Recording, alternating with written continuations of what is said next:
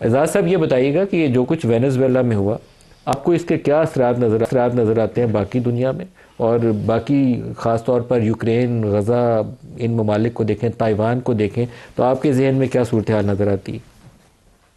جی شکریہ ندیم ملک صاحب. بہت عرصے سے ہم سارے اس بات کا تذکرہ کر رہے تھے کہ دنیا کا جو عالمی نظام بنا تھا جنگ عظیم دوم کے بعد وہ شکست و ریخت کا شکار ہے.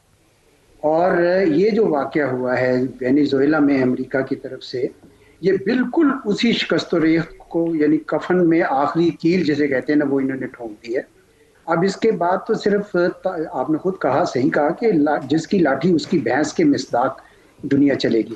اب ایسے میں آپ نے جہاں اور بھی بہت ساری مثالیں دی، میں یہ سمجھتا ہوں کہ جو بڑی طاقتیں ہیں وہ ان کو طرح طرح کے خیالات آئیں گے، اور جو ان کو جو آبجیکٹیوز حاصل کرنے تھے وہ اس کی طرف چل پڑیں گے. آپ نے بالکل صحیح کہا کہ روس کے لیے یوکرین والا راستہ اب اور زیادہ کھل گیا ہے.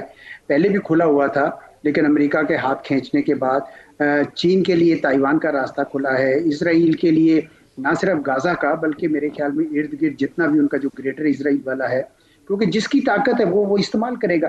تو سب سے زیادہ جو خطرہ ہے وہ ہے جو small countries and medium size countries.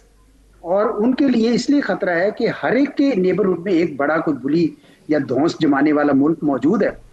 تو چنانچہ صرف وہ ملک محفوظ رہ سکیں گے جن کی اپنی دفاع بھی مضبوط ہو، اقتصاد بھی مضبوط ہو، اور سیاسی ہم آہنگی یا ایک قسم کی اسٹیبلٹی ہو ان کے ہاں. تو یہ بہت بڑا سبق ہے جو میرے خیال میں پاکستان کو بھی شاید سیکھنا ہوگا کہ ہمارے ہاں الحمدللہ دفاع تو ہم نے ثابت بھی کیا ہے، لیکن میرا خیال میں اقتصادی معاملات میں اور سیاسی استحکام میں ابھی مزید ہمیں کام کرنے کی ضرورت ہے، اور ہنگامی بنیادوں پر کرنا ہوگا، کیونکہ دنیا جو ہے نا اب بالکل جسے کہتے ہیں نا طاقت کی زبان بول رہی ہے. سر آپ کے یہ جو دو جملے ہیں نا پاکستان کے متعلق، یہ میرے دل کے بہت قریب ہیں. جب سے میں نے یہ وینیزویلا کی خبر پڑھی ہے تو سب سے زیادہ مجھے اپنی جو انٹرنل پولیٹیکل ہارنی ہے، جس کی طرف آپ نے ابھی براہ راست اشارہ بھی کیا، مجھے سب سے بڑا کنسرن اسی کے اوپر ہے. اس لیے نہیں ہے کہ مجھے خاص کسی گروپ سے یا جماعت سے یا کسی شخص سے بہت محبت ہو گئی ہے، بلکہ پاکستان کی سالمیت اور استحکام کے لیے ضروری ہے کہ ہمارے انٹرنل ڈیفرنسز جو ہیں وہ سمٹ جائیں، ہم آپس میں ٹکڑوں میں نہ بٹیں. اس وقت تو صورتحال ہماری یہی ہے کہ ہم ٹکڑوں میں بٹے ہوئے ہیں. کوئی سخت آرٹیکل آ جاتا ہے تو اس کو آرٹیکل کو ہٹوانے کے لیے سرکار ہماری ایکٹیو ہو جاتی ہے. تو ان چیزوں سے ہمیں آگے نکلنا پڑے گا، نہیں تو بہت مشکل آنے والی ہے.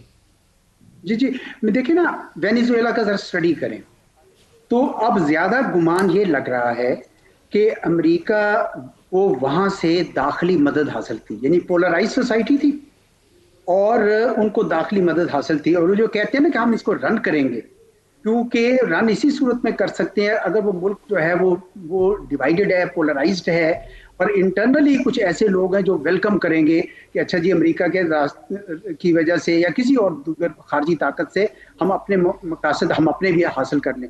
اس لیے پوری قوم کو متحد ہونا جو ہے وہ بہت ہی ابھی امپورٹنٹ ہو گیا ہے. جو سوسائٹی پولرائزڈ ہوگی اس کے اندر دیکھیں امریکہ نے اب کیسے اس پہ رن کرنا ہے، یعنی بوٹس آن گراؤنڈ تو اب نہیں کر سکتے ہیں کیونکہ وہ عراق میں انہوں نے دیکھ لیا تھا، افغانستان میں دیکھ لیا تھا.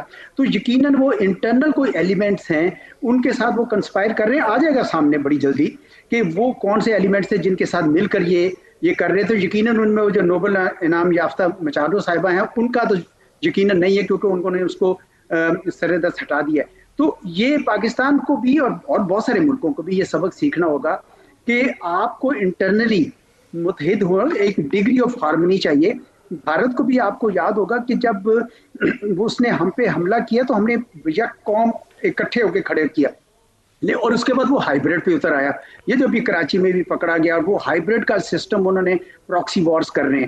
اس لیے بھی بہت ضروری ہے کہ پاکستان جیسے ملک ہے اس کو یہ سبق سیکھنا ہوگا وینیزویلا سے کہ اپنے آپ کو ہم نے اب متحد کرنا ہے، ایک تھوڑا سیاسی استحکام بھی لانا ہے، اور سب سے زیادہ اقتصادی استحکام لانا ہے. اقتصاد مضبوط ہوگی تو پاکستان جو ہے نا اس کے دن اچھے رہیں گے آئندہ بھی انشاءاللہ.